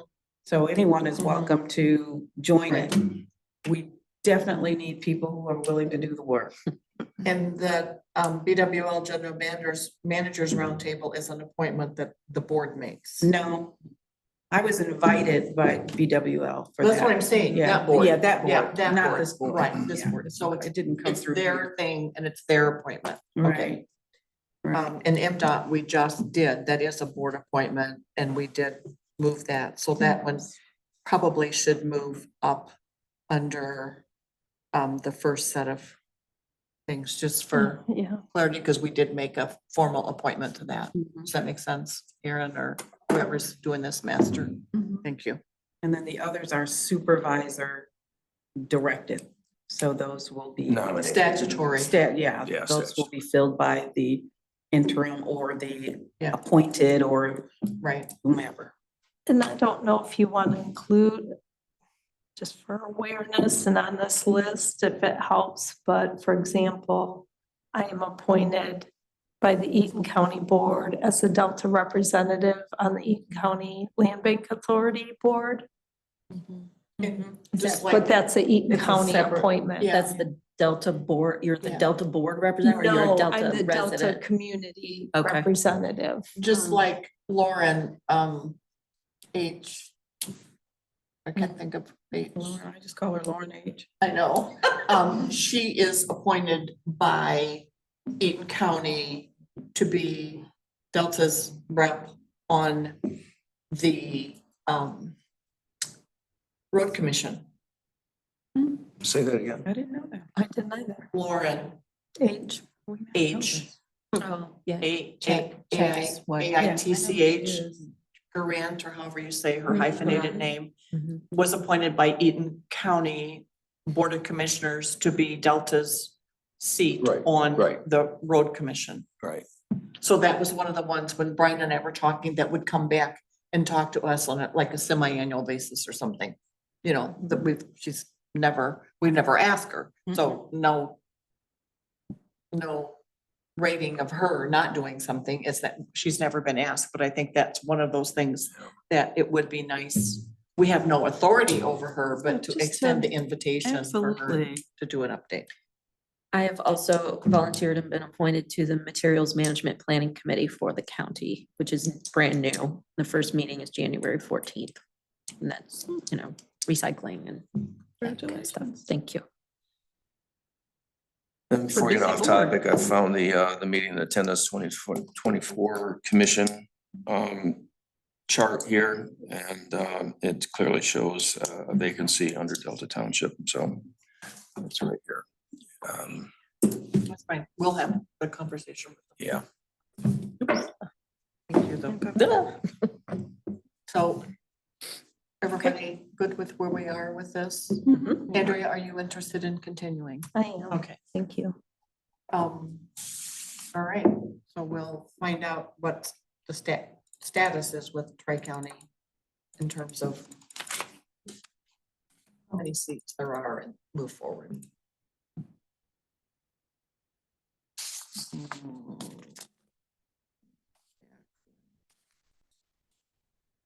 Board equipment. So the next issue is part of their compensation package is Yeah. a device by which to do your meetings. And this comes from Brian, so you want to speak to it or? Sure. Hopefully it's the easiest thing on the agenda, but typically we provide board members with new iPads at the beginning of the 4-year term. So the iPads provide good security against the phishing and endpoint attacks, less security vulnerabilities for stuff that you folks work on, and enhanced battery life. And you know, portable for meetings and whatnot. So that's something our IT staff prefers.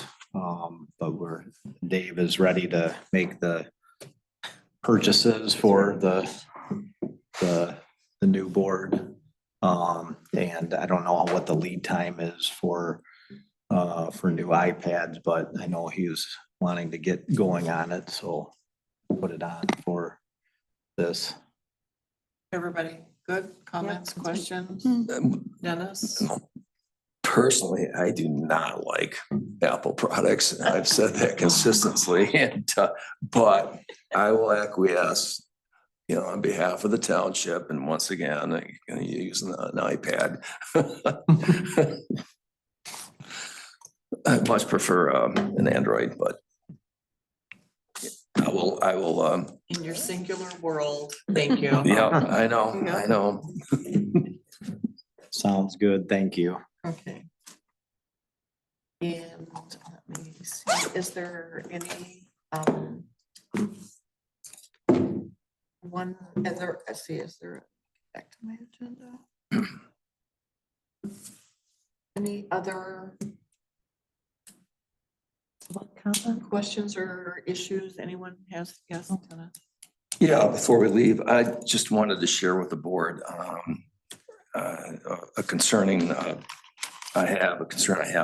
I attended the Parks Commission meeting last week, and on the agenda was the Anderson Park discussion, and we had forwarded on to the commission to review and make a recommendation, or at least input on that after they had time to look at it, as well as staff doing some background information. What concerns me is some of the comments that were made by staff at that meeting. And specifically, there was a comment made that, you know, who comprised of the triple MBA, the Mid-Michigan Mountain Bikers Association. And staff had commented that 50% of the membership were Delta Township residents. And we all sat here when we had the public hearing, and I recall one Delta Township resident speaking to the board. That's not saying that there aren't other triple MBA members from Delta Township, but if park staff is going to make a blatant comment like that, I would like validation that in fact, what is the amount of the Delta Township residents that are part of that organization? I think that would be helpful to know. Another thing that was concerning to me was there was a commission member that was concerned about the interest group using power equipment in their trail clearing, and it was commented that they don't use any power equipment. But if you go on the Michigan Mountain Bicycle Association's own website, not their website, but their Facebook page, there's pictures of chainsaw, there's a bridge that they built. I'm sure they didn't do that without power tools. So the issue was liability. This was the concern of the commission member. Okay, they said, what liability does the township have if, in fact, we're allowing people to use power tools there? I mean, it is a liability issue. But the response from staff was they just don't use any power equipment at all. So that's not true. The other thing that concerned me too was there was comment that was basically disparaging a resident who had registered some concerns about the park. And, the comment was made that said nothing would ever satisfy this resident. And I just thought that was quite unprofessional, to be honest with you.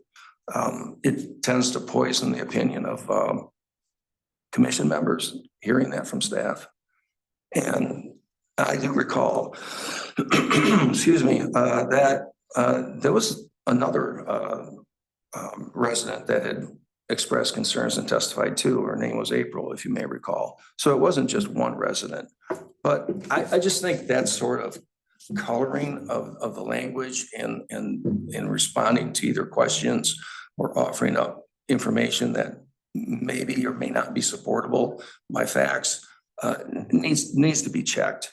And I just wanted to bring that up to the board and to you, Brian, so you can look at that. But I would like to see a validation of the membership of that bicycle association, because I would be surprised if 50% of their members are residents of Delta Township. And I'd like to know that if they're willing to share that. Okay. Okay, thank you. Any other comments from anyone on any issue? If not, we are adjourned, and I will see you all next Monday.